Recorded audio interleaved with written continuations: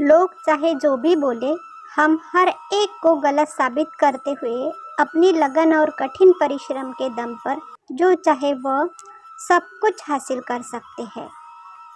किसी को भी विद्या सीखने से कोई ताकत नहीं रोक सकती है। दृढ़ निश्चय और परिश्रम हाथ की रेखाओं को भी बदल देती है। बहुत पुरानी बात है, एक जंगल में एक गुरुकुल जिसमें बहुत सारे बच्चे पढ़ने आते थे।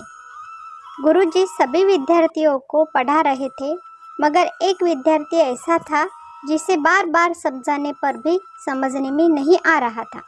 गुरुजी को बहुत तेज गुस्सा आया और उन्होंने उस विद्यार्थी से कहा, जरा अपनी हथेली तो दिखाओ बेटा। विद्यार्थी ने हथेली गुरुजी के आगे कर दी। हथेली देखकर गुरुजी बोले, बेटा तुम घर चले जाओ, आश्रम में रहकर अपना समय व्यर्थ मत करो, तुम्हारे भाग्य में विद्या नहीं है। शिष्य ने पूछा, क्यों गुरुजी? गुरुजी ने कहा, तुम्हारे हाथ में विद्या की रेखा नहीं है। गुरुजी ने एक होशियार विद्यार्थी की हथेली उसे दिखाते हुए कहा, यह देखो, ये है विद्या की रेखा।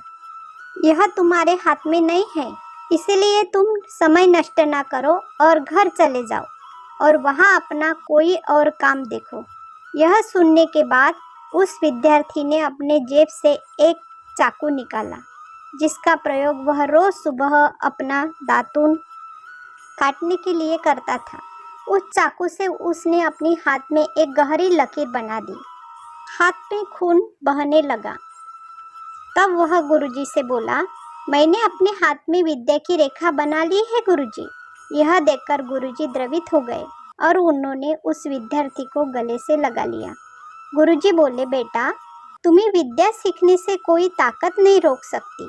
दृढ़ निश्चय और परिश्रम हाथ की रेखाओं को ही बदल देती है। दोस्तों, वह विद्यार्थी आगे चलकर महर्षि पाणिनि के नाम से प्रसिद्ध हुए, जिसने विश्व प्रसिद्ध व्याकरण अष्टाध्यायी की रचना की है।